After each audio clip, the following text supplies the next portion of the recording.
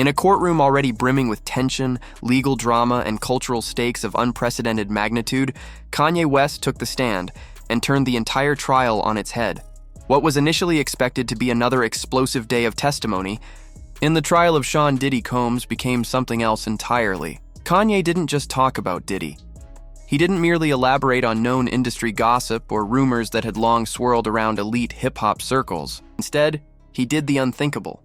He implicated legendary music executive Clive Davis as the real puppet master behind the scenes of America's most tragic celebrity deaths. The room, packed with journalists, court reporters, federal officials, and a jury already overwhelmed by weeks of harrowing testimony, fell into a stunned silence as Kanye launched his verbal offensive. What started as a standard line of questioning from the prosecution about Diddy's alleged abuses quickly spiraled into a full-blown exposé on what Kanye claimed was a network of darkness, built on control, sacrifice, and calculated silence. "I know y'all want to talk about Diddy," Kanye said, removing his sunglasses and locking eyes with the jury. "But Diddy ain't the top. He's a puppet. The real puppet master is Clive Davis."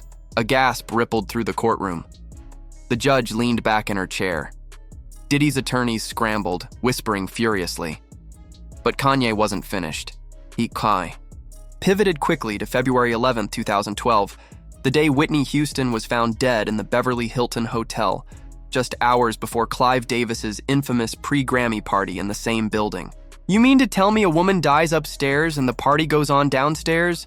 That's not a tribute, that's a ritual," Kanye stated coldly. He spoke with clarity, conviction, and a chilling calm that made his words hit harder than any scripted monologue could. From there, his testimony veered into places few had dared to go. He claimed that Whitney Houston, in her final days, had tried to break free from the music industry's grip, that she was preparing to expose people and practices that would have shaken the foundations of the industry. "She knew too much," Kanye said.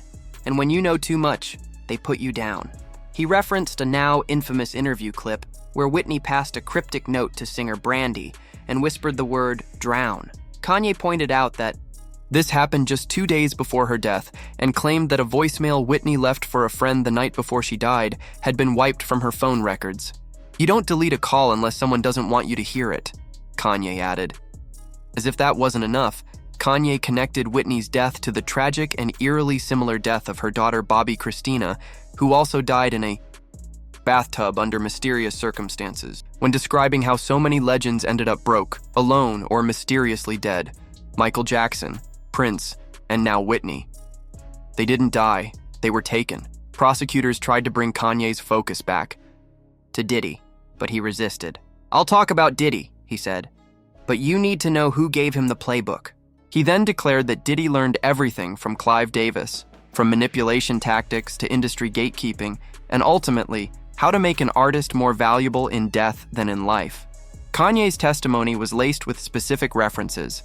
The symbolism of red lighting at Clive's parties, eerie similarities between death timelines and financial surges, and insider names like Fahim Muhammad, allegedly a security guard who wasn't just there to protect, but to manage.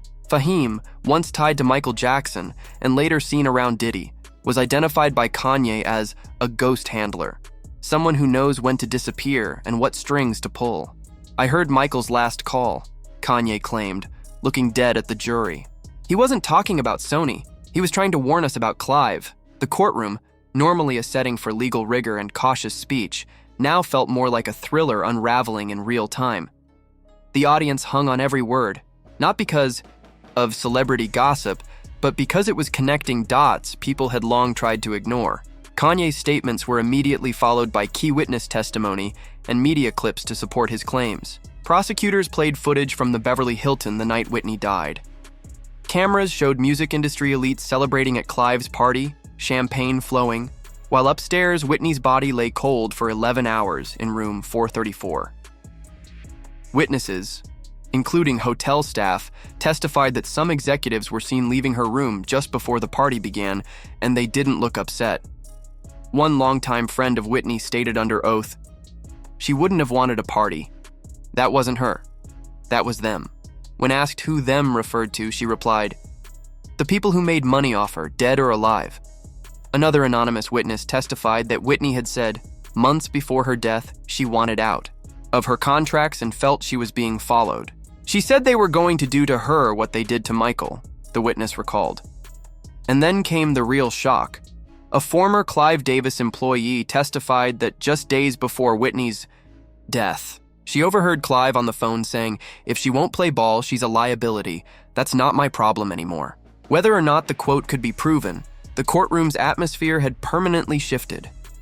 It no longer felt like a trial. It felt like an inquisition into the music industry's deepest secrets. Financial records were introduced next. Within 24 hours of Whitney's death, her music re-entered the Billboard Top 10. Album sales spiked by over 1,000%. Licensing deals and posthumous releases surged. The financial beneficiary of all this? Clive Davis and Sony Music. The prosecution closed that segment with a searing statement. When death becomes profitable, motive becomes clear. Still, the most unsettling part wasn't financial, it was spiritual. Kanye spoke of symbolism, secrecy, and ritualism. Footage from the party revealed a sea of black clothing, dim red lighting, and design elements that, according to one whistleblower, looked more like a farewell than a celebration.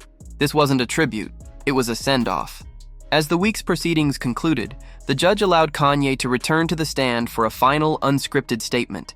He stood firm, not as an artist, but as a whistleblower. They took Whitney.